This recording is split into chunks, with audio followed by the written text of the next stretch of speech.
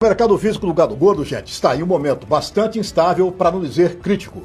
O mercado físico do gado gordo iniciou o mês de maio sob forte pressão de baixa em todas as regiões pecuárias, reflexo de uma maior oferta de animais terminados, resultado do final de safra do chamado boi de capim. De acordo com a Scott Consultoria, o aumento da oferta alonga as escalas de abate, que hoje estão atendendo a 10 dias úteis na média nacional.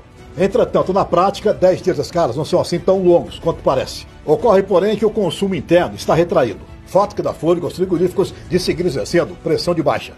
E a tendência, pessoal, é de que esse movimento siga no médio prazo. Muito bem, em meio a tantas notas negativas, a positiva vem das exportações, que estão em ótimo ritmo desde o início do ano.